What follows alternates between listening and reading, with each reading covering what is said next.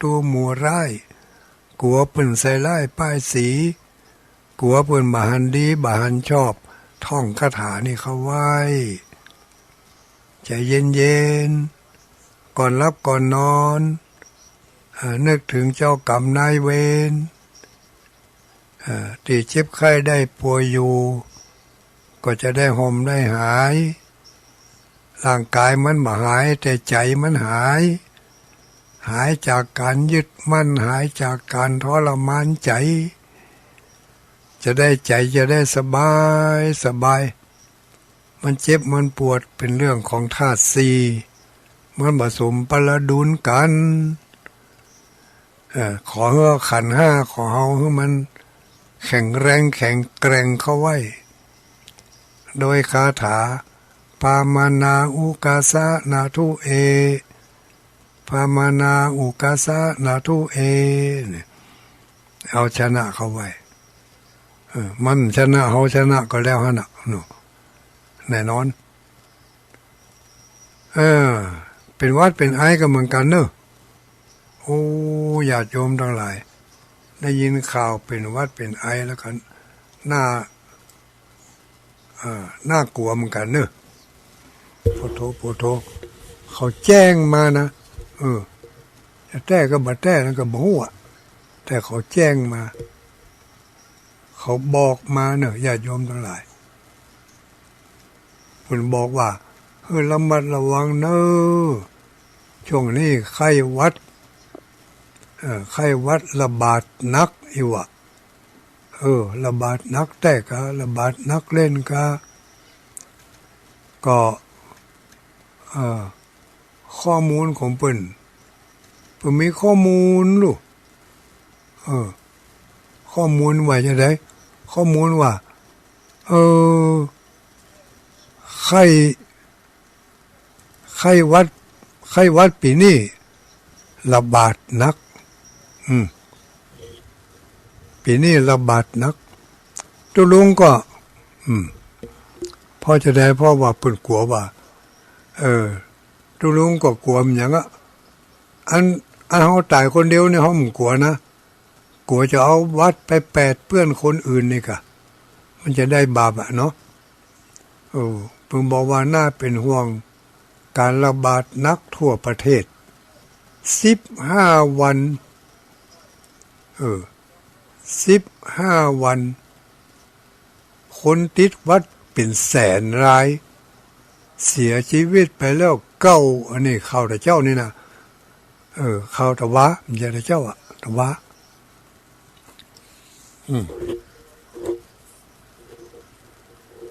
15 วันที่ผ่านมาเนี่ย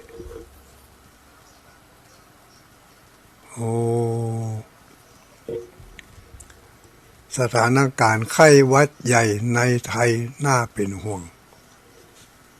ตั้งแต่วันที่1 มกราคม 2568ถึงปัจจุบันคนที่มีเชื้อไข้ 99,000 ป่ายเสียชีวิตไปแล้ว9 รายถ้าเทียบกับข้อมูลเมื่อวันที่25 มกราคม 2568นี่มีผู้ติดเชื้อเพียง 7,000 ราย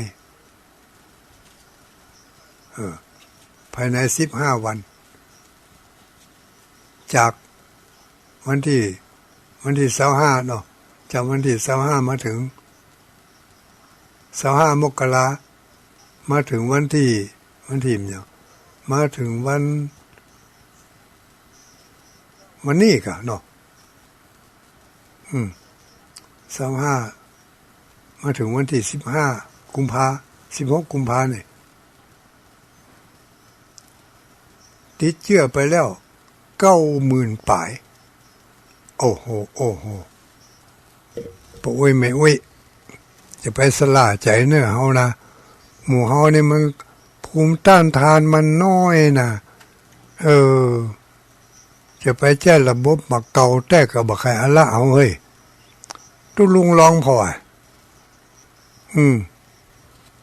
แต่ไหนแต่ใดมา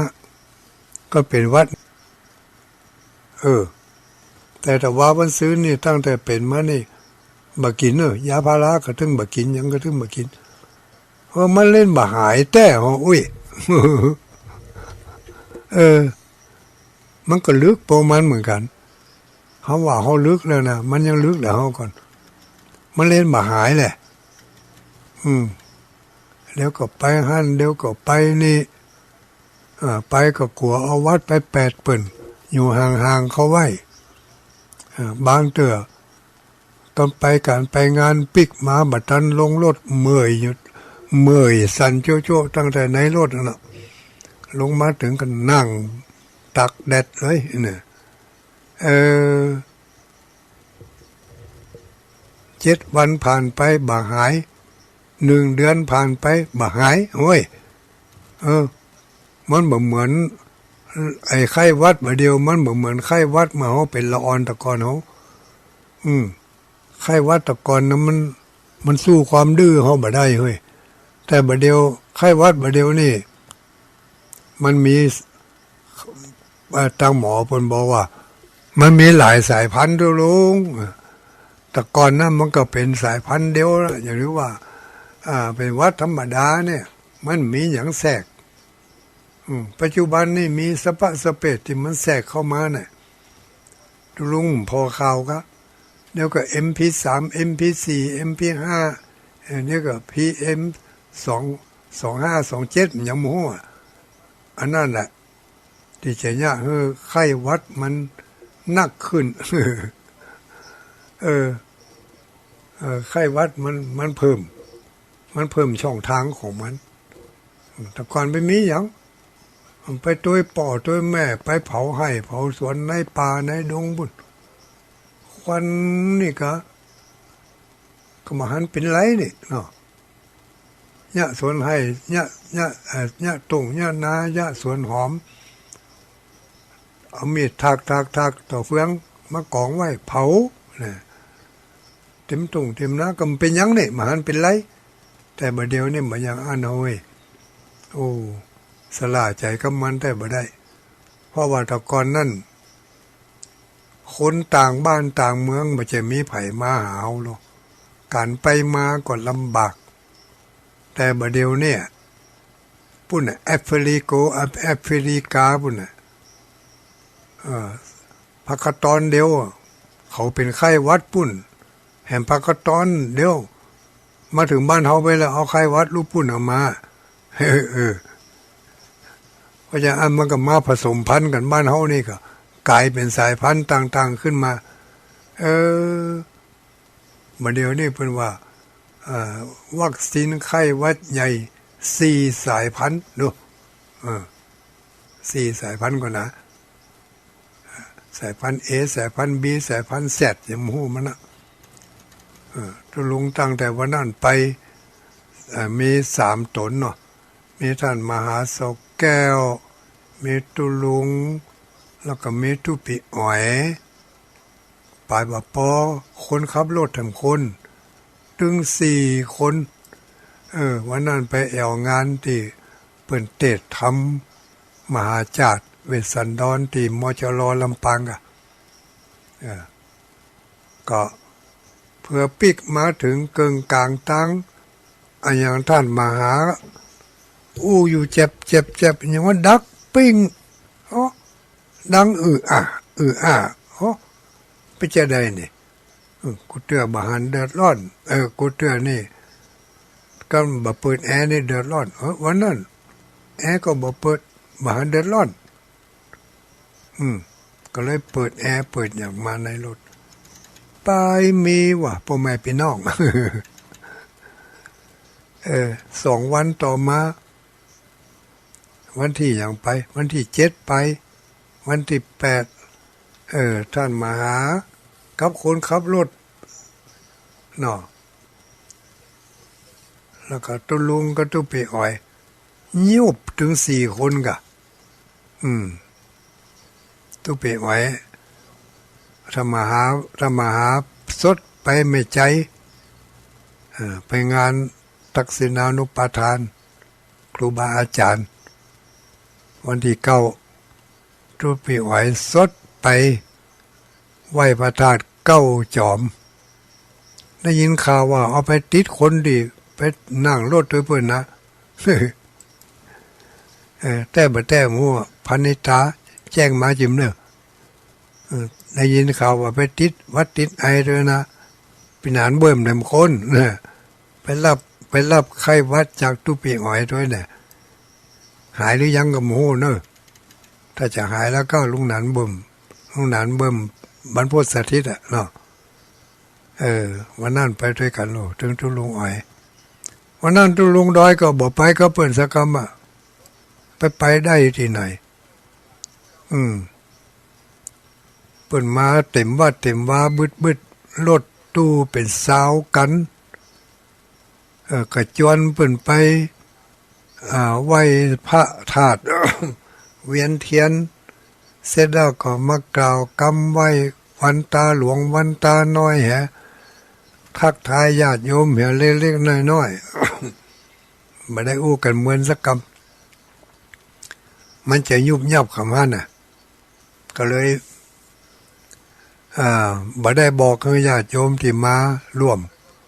ว่าวันนี้ไม่ได้ไปเนี่ยก็ถึงบ่บอกถ้าบอกแล้วเพิ่นจะน้อยอกน้อยใจโอ้บางคนเหมารถลูกลำปางบุญเนาะมาเพื่อจะมาไหว้พระธาตุเข้าจอมไปตัวตุลุงดอยตั้งใจจะไปตัวตุลุงจวนนี่หรอบางพ่องก็มาจากอำเภอเมืองปานบางพ่องก็มาจากจังหวัดเชียงใหม่มาจากในเมืองพ่องนอกเมืองพ่องโอ้หลายกันเหมารถเหมาลางกันมาถึงซ้ำตุลุงบ่ได้ไปตัวสักกำก็น้อยใจเหมือนกันนะแต่ก็ยังว่านะพิจารณาแล้วพิจารณาโดยรอบขอบแล้วจะได้ก็ขอเอาสังขารร่างกายไว้ก่อนเพื่อจะได้นั่งอู้นอนอู้ยืนอู้ครับศรัทธาญาติโยมไปได้แถมหลายวันแต่ถ้าไปเมื่อวันที่9วันนั้นนี่ป่านนี้คงจะบรรลุเด้อละจะนอนแอบแพบเพราะมันต้องไปนั่งรถกี่ชั่วโมงนั่นออกจากนี่ตีห้ากึ่งพอทุกเจ้าเปิ่นปีกมาถึงนี่พอจะ3 ทุ่ม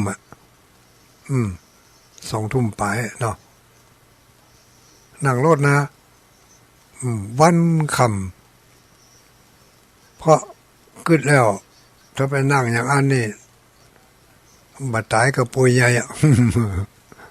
เพราะจะได้ก็นั่งไปโดยสเก็ตปิกมาเมื่อยเนาะนั่งรถไปลำปางปิกมาเมื่อยไปโดยสเก็ตก็ชั่วโมงปลายมันได้แล้วไปลำปาง2 ชั่วโมงปลายมันได้แล้ว2 ชั่วโมงปลายมันได้นะปิกมายุบเลยนะแล้วทีนี้จะมานั่งรถตั้งแต่ตีห้ากึ่งไปจนถึง3 ทุ่มนี่ก็เท่ามันดิ้มรูปทุบตาไปงั้นอ่ะก็เลยเพื่อไปถึงกลางตากลางตางญาติโยมก็หู้กันเอาคนเดียวว่ามาได้ไปร่วมตัวสักกรรมจะไปลาบเนื้อว่าหน้าตาจวนแถมไปทำอยู่นะบุญมีมตายเขาควายลังว่องกำลังได้ไปร่วมบุญร่วมกุศลด้วยกันอยู่ยังแหมหลายที่แหมหลายงานอยู่แต่ว่างานใกล้ๆนี่ก็จะขออนุญาตขอตั๋วก่อนเนอะแต่ว่านี่วัดสันสีเชียงใหม่ก็บ่ได้ไปร่วมก็เปิดสักกรรมเพราะว่าสุขภาพยังว่าแล้วนะเนาะถ้าไปแล้วก็กลัวเอาไป8เปิ้นพ่องกลัวไปรับเอาของใหม่เปิ้นมาพ่องไปอย่างนั้น ถึงจะใส่แมสใส่อย่างเข้าไปแล้วก็ยังว่าน่ะไอ้ตัวนั้นมันน้อยกว่าหูแมสกันน่ะตัวเชื่อมันนั่นน่ะเนาะ แม่ติดใส่เนี่ยมันก็หมกป้องกันขี้ฝุ่นPM เนี่ยท่านกันเนาะมันจะมากันวัดกันอย่างนี้มันคงกันมาได้อะ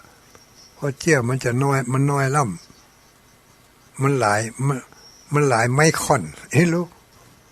เขาว่าคอนเขาก็ว่าคอนไม่อ่านอย่างมั่วก็จะขออนุญาตขอตัวหลายงานละไม่ได้ไปร่วม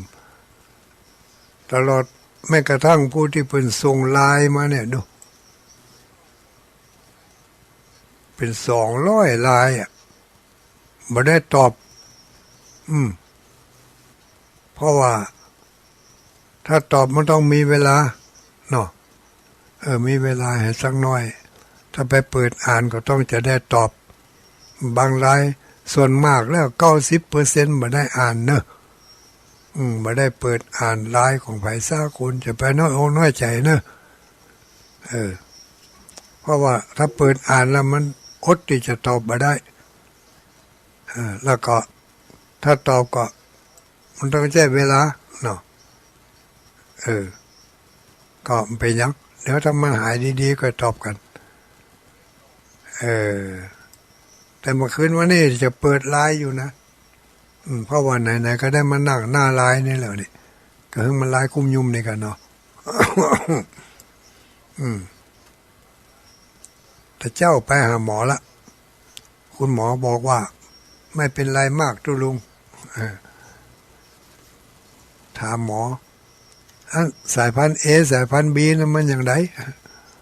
คุณหมอก็บอกว่ามันก็อย่างเดียวกันคล้ายๆกันนั่นเนาะ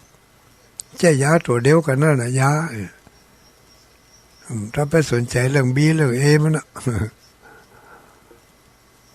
ตุลุงกับอูก็ทำมหาโสแก้วคนขับรถไปตรวจแล้วที่โรงพยาบาลเป็นไข้หวัดสายพันธุ์ A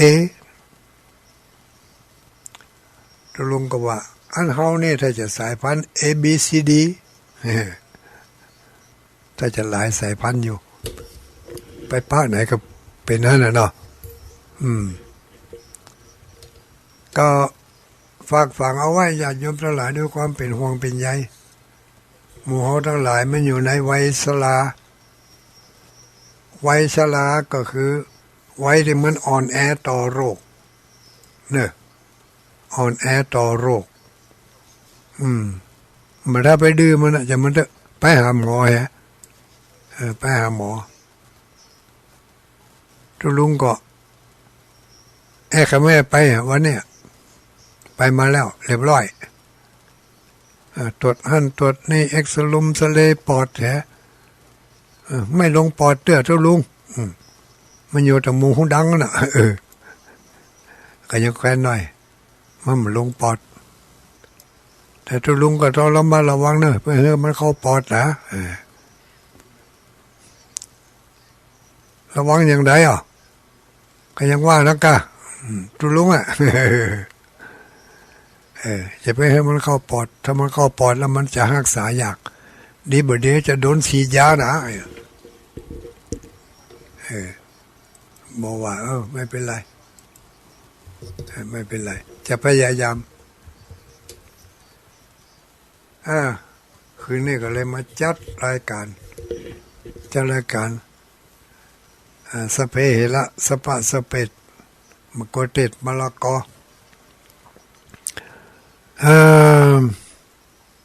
ทบทวนอะไรอย่างนี้จะทบทวน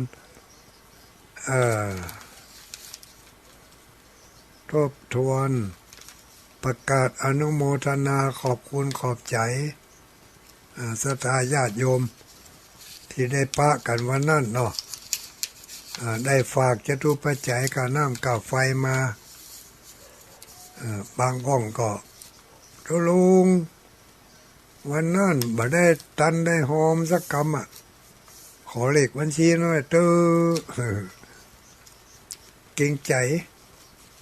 บ่อยากจะแจกแต่ในเมื่อเพิ่นขอมาก็เฮ้อไปเป็นการน้ำกับไฟก็ไม่ว่ากันเนาะอนุโมทนาสาธุแล้วก็ วันนั้นทุกปีทุกหน้า เปิ่นไปไหว้พระธาตุเก้าจอมก็ได้ปะกับศรัทธาญาติโยมแฟนครับถ้าจะพบปะกับตุลุงดอยไม่ได้ปะสักกำก็ฝากใส่ซองมาก็ขออนุโมทนาป้าอุ้ยหนานเพียนบ้านห้วยห้อมแม่กันเนาะอำเภอขุนตาลอันนั้นก็บอกว่าเมื่อเดี๋ยวนี้เก็บส้มปล่อยเดือน5ไว้แล้วเนี่ยทุลุงส้มปล่อยเดือน5เป็นกำลังตากอยู่เดี๋ยวถ้ามันแห้งดีนักแล้วก็จะฝากมาให้ทุลุงจะได้เอามาแจกเพิ่นโอ้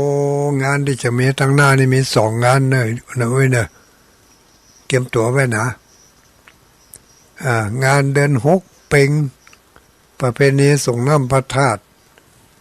ของวัดม่อนจอมพอในงานประจำปีเดือน6เป็งตรงกับประเพณีส่งน้ำพระธาตุที่พระธาตุเจ้าดอยตุงพระธาตุเจ้าดอยตุงเดือน6เป็งเหมือนกันที่อื่นที่ไกลก็ไม่แสมที่ไหนแต่หมู่นะแต่อำเภอเวียงป่าเป้านี่มีทุกตำบลวันส่งน้ำพระธาตุเดือน6เป็งเอากันใกล้ๆนี่เนาะที่ใกล้ๆที่จะถึงนี่วันเดือน5แฮม8ค่ำนี่เดือน5แฮม8ค่ำที่จะถึงนี่ประเพณีส่งน้ำพระธาตุเนอะทำกันทุกปีอันนี้ที่วัดสลีสุพรรณตำบลเวียงอำเภอเวียงป่าเป้าจังหวัดเชียงรายวัดสลีสุพรรณเพิ่นก็จะมีประเพณีส่งน้ำพระธาตุโดยตุงจำลองพระธาตุโดยตุงจำลองที่วัดสลีสุพรรณในวันเดือน5แฮม8ค่ำที่จะถึงนี้นะวันที่20เนี่ยวันพฤหัสบดีที่20นี่แต่มีโอกาสมีเวลาก็ไปร่วมกันทำบุญประเพณีส่งน้ำพระธาตุตามประเพณี2 ปี3 ปีมาแล้วลูกวัดศรีสุพรรณเป็นพระธาตุองค์ใหม่ดวงใหม่ไม่ใช่การส่งน้ำพระธาตุอย่างเดียวส่งน้ำพระเจ้าพระพุทธรูปอย่างก็พระพุทธรูปอย่างอย่ามาลืมอันพระพุทธรูปพระพุทธรูป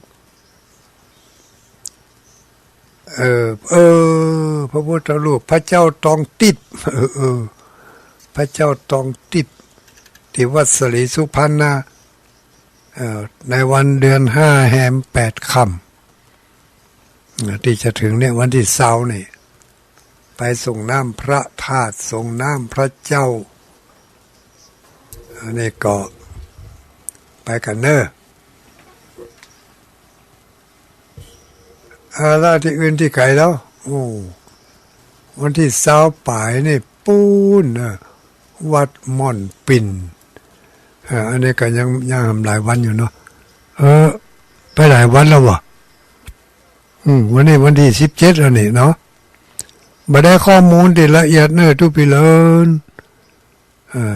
ส่งข้อมูลละเอียดมาให้หน่อยก็ได้วันที่ยังถึงวันที่ยังเพื่อนจะเข้ากรรมไหมนะที่วัดม่อนปิ่นอำเภอฝางเนาะอำเภอฝางจังหวัดเชียงใหม่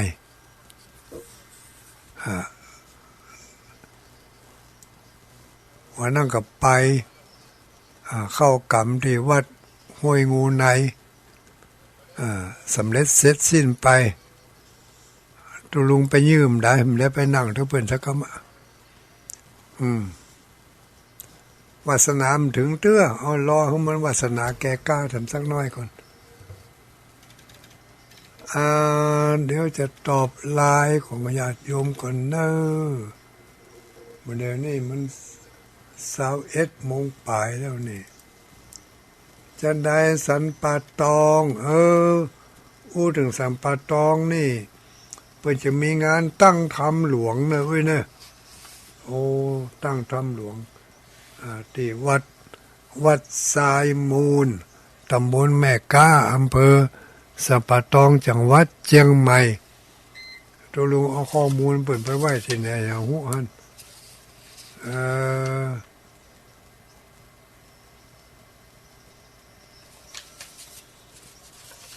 เอาแล้วข้อมูลว่าไหนกล้าได้กันตาเถอะ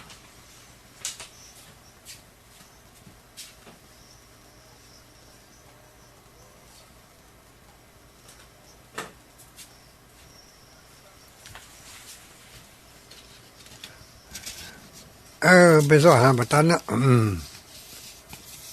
เปิดไปไว้ในหูเซ็บถ้าฟังข่าวรายละเอียดจากตุลุงท่านพ่อครูท่านพ่อครูสังวรศรีลาภิลักษ์เนี่ย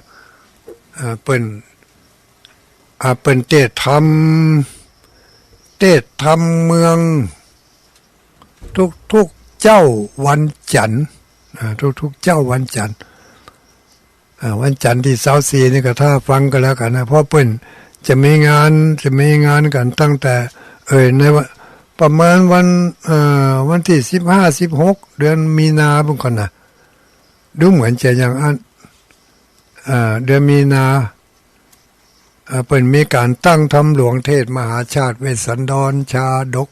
ชุดใหญ่เนยญาติโยมทั้งหลายชุดใหญ่ภายบ่เคยได้ยินได้ฟังได้หันเทศชุดใหญ่ปีนี้ไปจะมีการประยุกต์โดยประยุกต์ก็คือเทศตึงเราฉบับปื้นเมืองล้านนาแล้วก็ฉบับปื้นเมืองภาคกลางเนาะจะเอามาผสมประสานกันอย่าจัดชุดใหญ่มาทศพรหิมพานต์เพิ่งก็จะมาโดยจะยกชุดยกทีมมาแสดงธรรม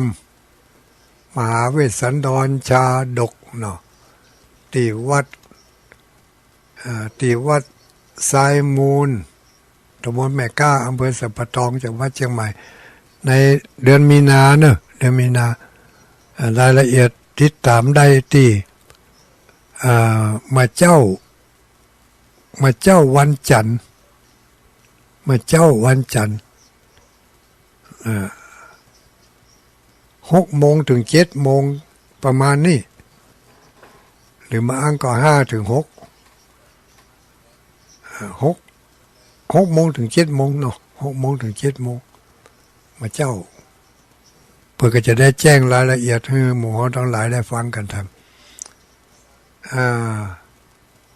สันป่าตองเนาะ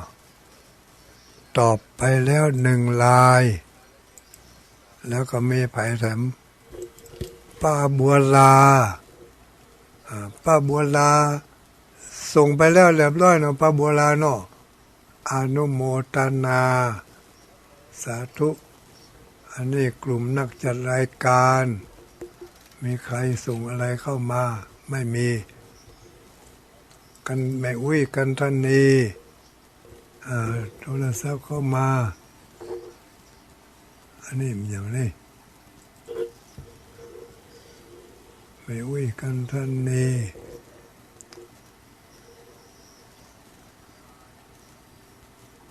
สืบชะตา68อะไรผ่านไปอุ้ยกันท่านนี้ต่อไปมีแผแถมแม่สีอ้วน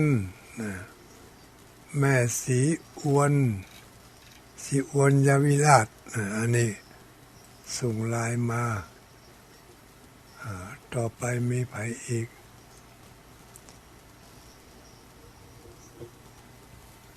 พระเดชพระคุณธรรมพระครูสมุวิสุวัตอันนี้เพิ่นส่ง YouTube มาคงจะเป็นYouTube ที่ทุลุงกำลังจัดรายการอยู่เนี่ยเนาะขอบพระคุณเนอะธรรมพระครูวิสุวัตวัดฝ่ายหินวัดฝ่ายหินเป็นส่งรายการ YouTube ไปบ่ได้ฟังทางสถานีวิทยุติดตามทาง YouTube ของธรรมพระครูวัดฝ่ายหินก็ได้เนอะเสร็จรายการแล้วครับเพิ่นก็จะเอารายการของทุลุงนี่ออกอันนี้มีไผ่แถมธรรมพระครู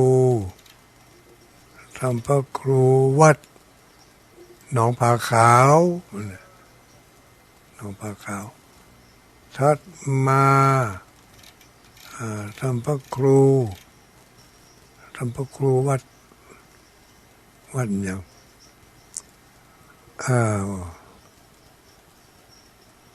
ลืมไปฮะอันน่ะจะนั่นกะทัดมามีคุณโยมวรดอนอำเภอสันทรายคุณโยมวรดอนวันนี้ฟังอยู่ก่อนนี่ฟังอยู่คุณโยชกุมารหายหรือยังคุณโยชกุมารเป็นไข้เป็นเมื่อยอยู่โรงพยาบาลถ้าจะมาอยู่บ้านละเนาะปัญหาเนอะสุขภาพกายป่วยไปตามสังขารสุขภาพใจให้แข็งแรงก็แล้วกันเนอะทัดมาจากสันกำแพงแม่น้องสันกำแพงกราบไหว้สาหลวงปู่เจ้าอนุโมทนาสันกำแพงฟังอยู่อันนี้มีไผ่แถมลืมประกาศปลาดอนตันอำเภอพานอันน่ะฝากต้นไม้มาฝากก้าดอกไม้ได้รับแล้วเนอะกำลังอนุบาลอยู่เป็นบ่เป็นหมอว่าถ้าบ่เป็นจะต้องได้ไปเอาทำไม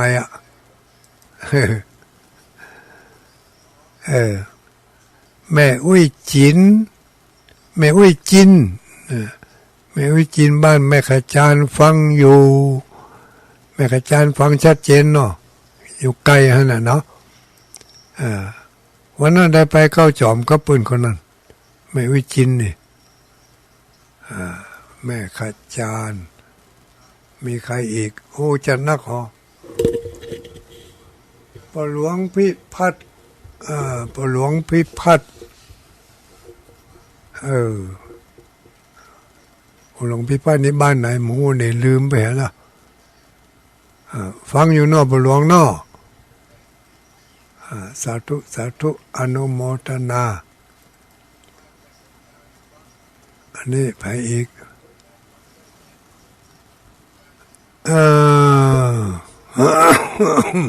สุมาเถอะไปอยู่ใกล้ระวังติดวัดเนอะอยู่ใกล้วิทยุนะ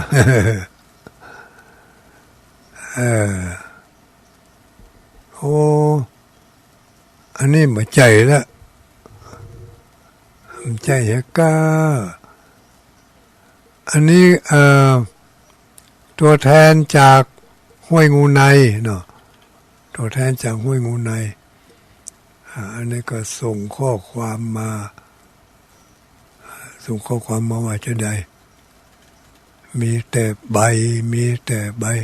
นมัสการหลวงปู่ดอย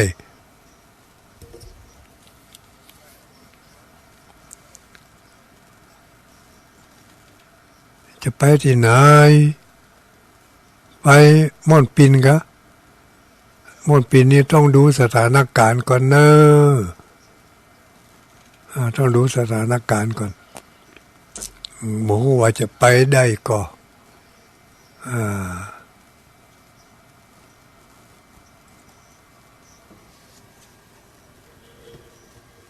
เออตัวแทนของห้วยงูในรับทราบแล้วต่อไปของคุณโยมอะไรเดชอุดมสัมพันธ์ฟังอยู่ก่อแม่แอดแม่แอดเนอะแม่แอดลำปางกราบไหว้สาธุลุงสบายดีแล้วนอฟังอยู่สบายดีแล้ว90%ละยังห่ำ10%ห่ำ10%ยังห่ำนิดหน่อยเอาไว้แปลงเชื่อมันจะได้กึดตึงหามัน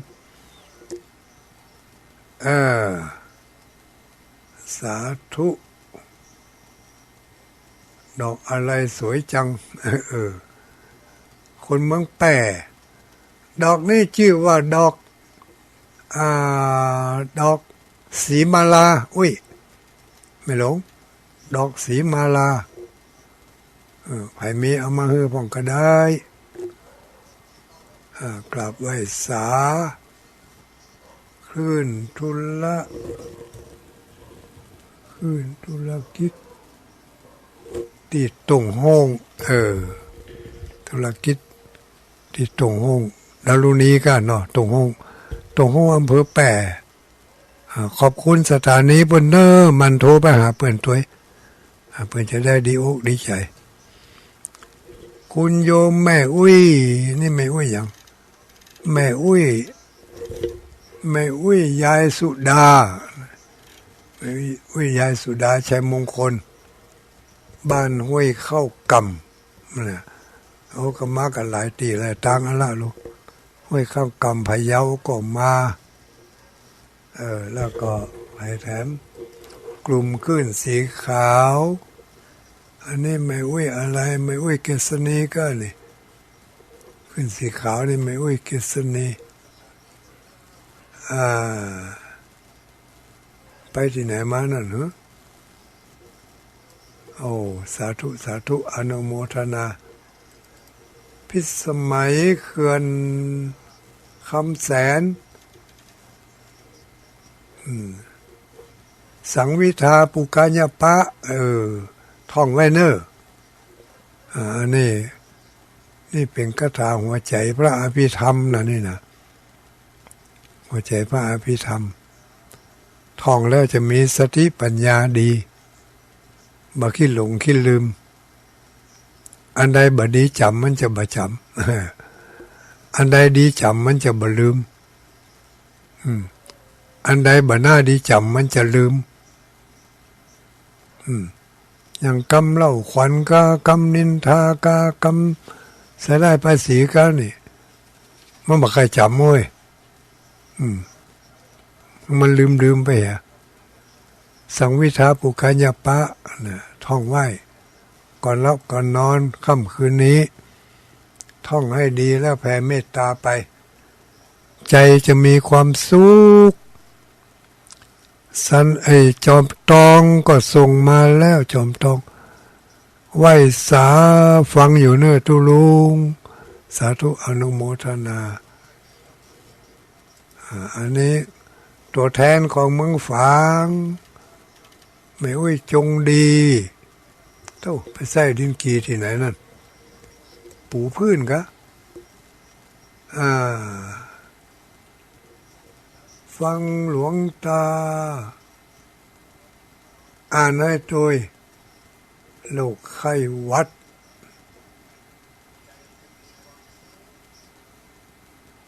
โรคไข้หวัดไปอยู่ใกล้ไปอยู่ใกล้วิทยุเนอะระวังติดเนอะ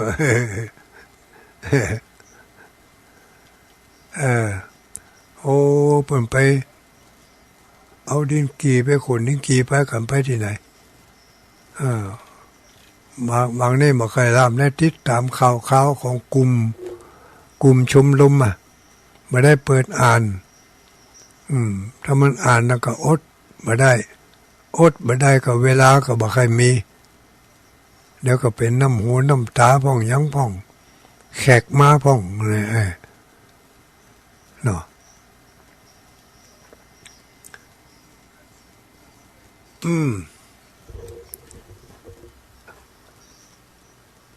ทำบุญทำทาน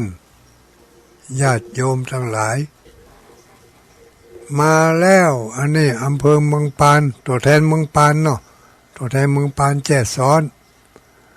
กราบไหว้สาธุลุงฟังอยู่สาธุสาธุ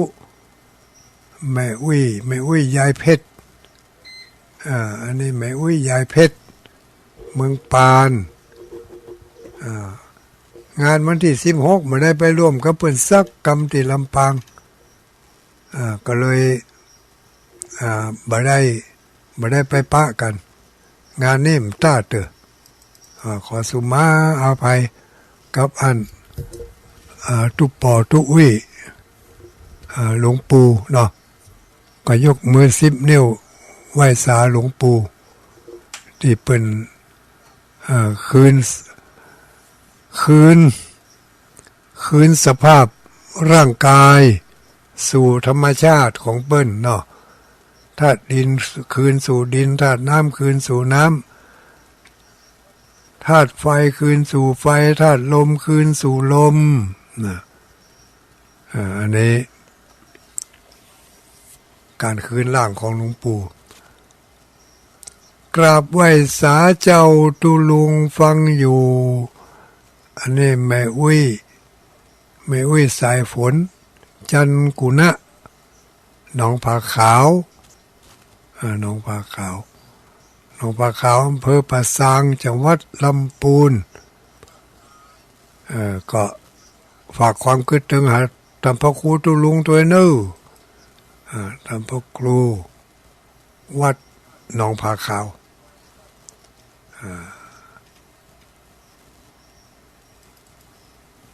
อันนี้ท่านพระครูเจ้าออกหูใจยาอย่างกิน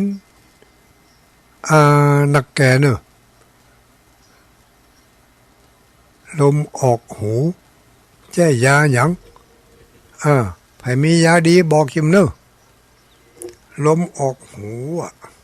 ใจยามันยังมากินวะเปิดไข่หูใครมีข่าวดีบอกคิมตะกอนตุลุงเป็นละอ่อนนะเป็นละอ่อนนี่ถ้าลมออกหูนี่เขาเอาก้านหมกกล้วยติดวะ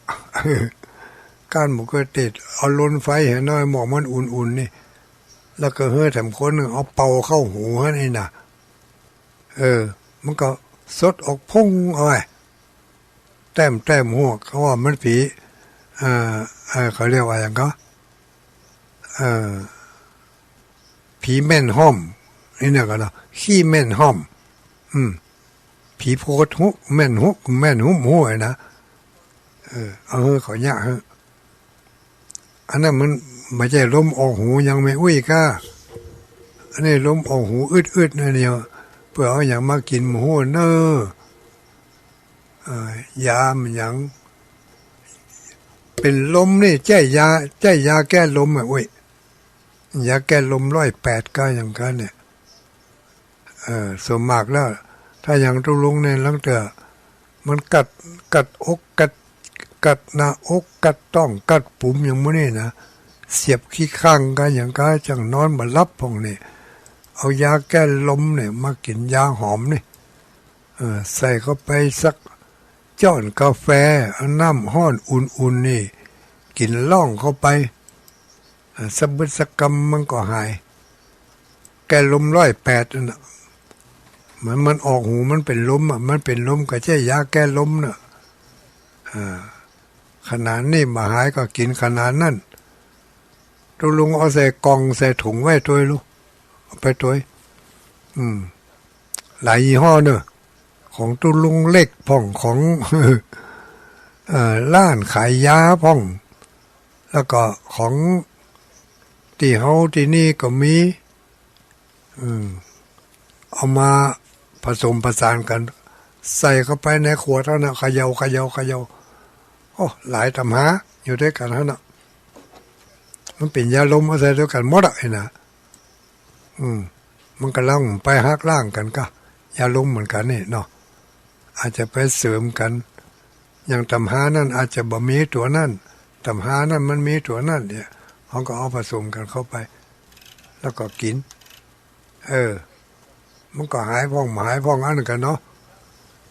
ถ้ามันจับแม่นห้อมมันก็หายดีถ้ามันบ่แม่นห้อมมันก็กินต่อไปแถมจนมันแม่นห้อมมัน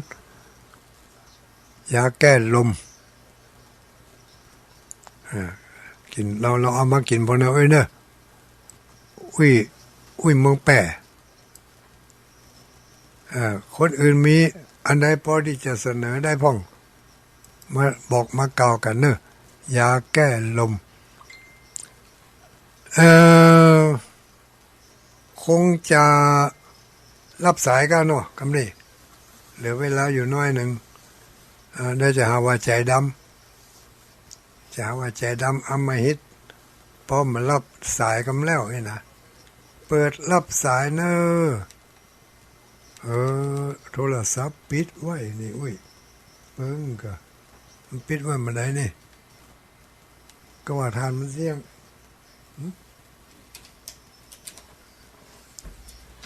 ก็ว่าทานมันเสี่ยงแล้วทานเสี่ยงในหมดสิ้นแล้วเนอะ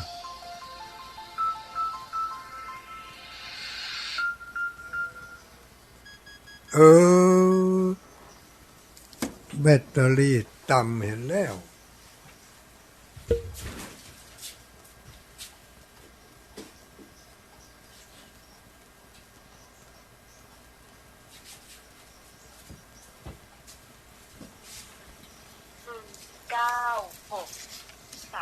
เดี๋ยวก่อนต้าเตอเสียบไฟก่อนจะมาห้ามกำนี่นี่ไม่ไฟเสียงเหี้ย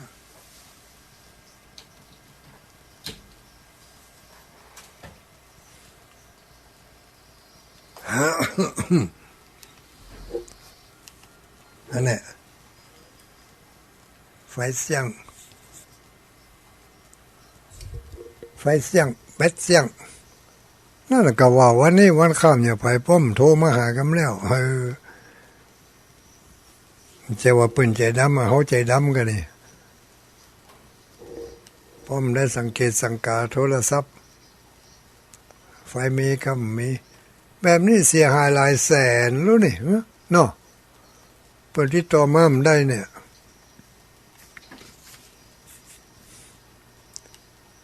0932722499หมูว่าจะตันก่อเสียบตัว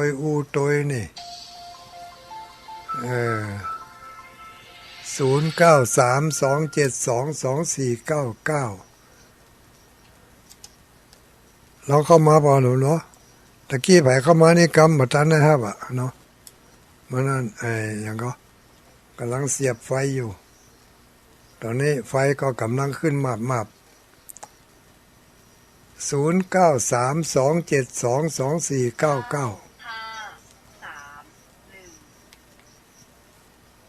เจริญพร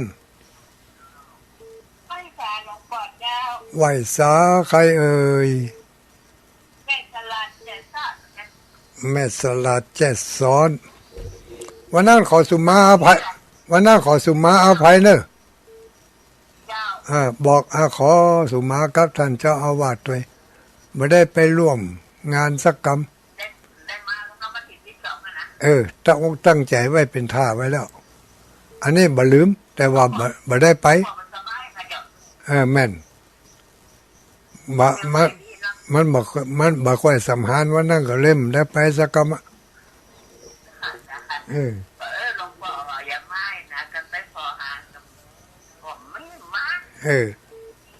ได้ไปสักกรรมมันกลัวเอาไปติดปุ่น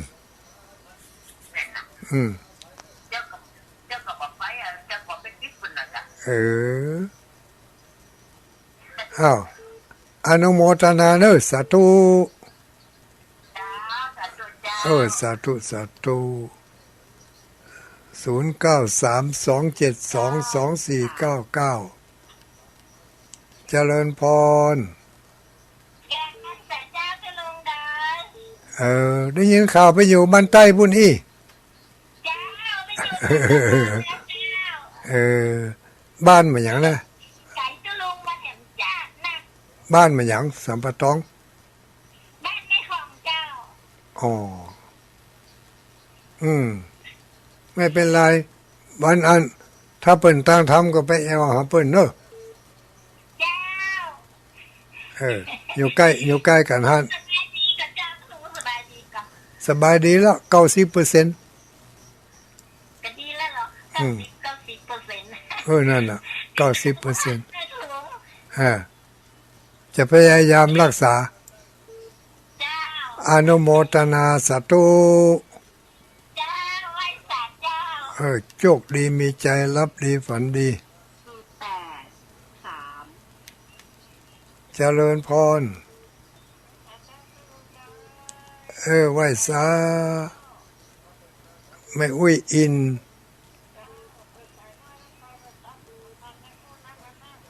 เป็นยังไปอู้อย่างนักอ่ะอู้กันกำเดียวกับป้อกะอนุโมทนาสาธุเนอขอบคุณขอบใจอนุโมทนาสาธุเนออุ้ยอินเนอ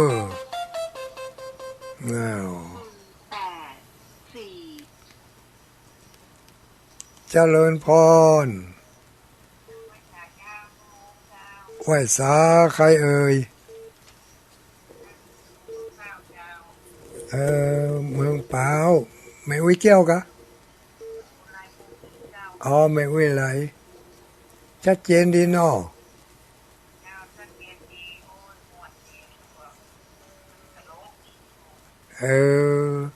ตลกมีสาระด้วยเนาะ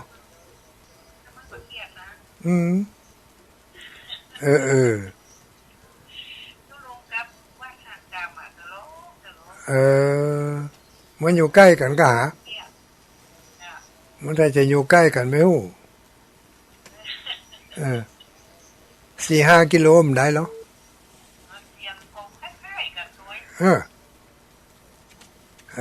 ไปเปรียบเทียบปุ่นได้จะได้โพโทธรรมโม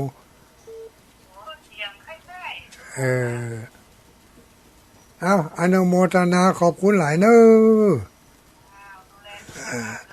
จะพยายามอยู่ไปหลายวัน0932722499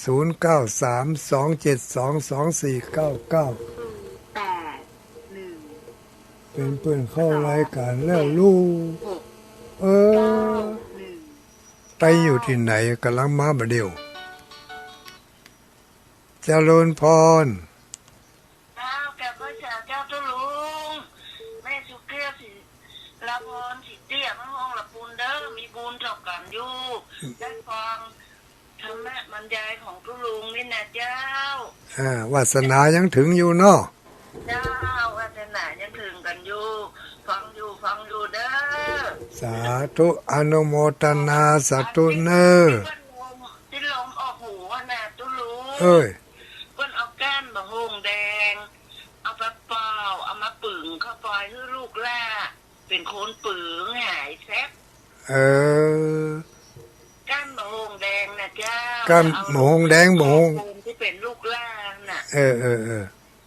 อามาปึ่งอีเด้อเพิ่นกำเด้อเอาเด็ดหัวเด็ดใต้ก็เอาซุกเข้าไปในหัวเนาะเจ้าแล้วขอลูกล่าเป็นคนเป่าเข้าไปไม่อุ้ยสาธุเนอกับไว้สาธุโชคดีมีใจเนอแม่อุ้ยแก้วเนอสาธุแม่อุ้ยแก้วศิลาพร926แม่อุ้ยทองหน่อยแม่อุ้ยเมืองแป้ฟังอยู่เนาะตะกี้เนาะลมเข้าเลยลมออกหูแจ้ก้านบะฮงแดงลูกล่าไปคนเป่า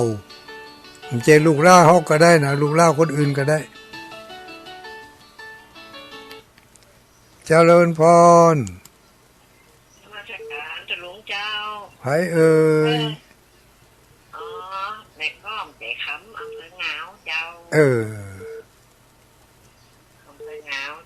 อำเภอเงา เจ้า อืม ตุลุงนั้นเบอร์ไลน์ของตุลุงนี่086มันก็เจ้า แม่นแล้ว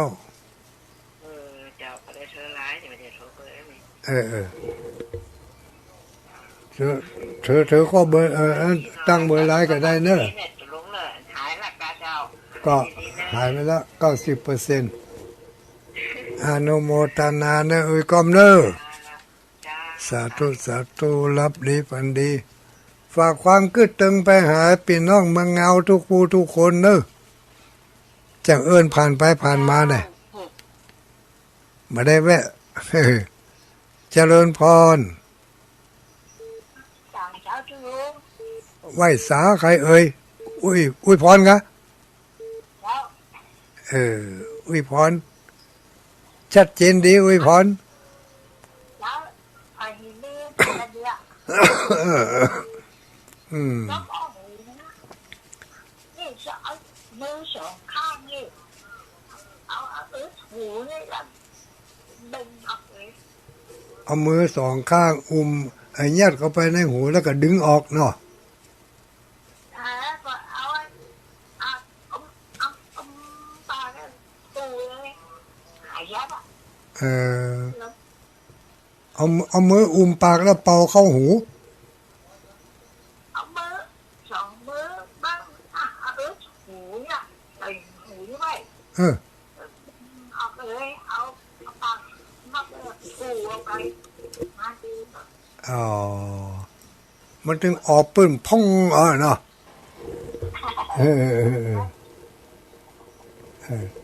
อนุโมทนาเนอะเนอะหมดเวลาให้แล้วชัดเจนเจ้าเสียงแจ่มใสพร้อมกันนี้ก็ขอนำรายการจาก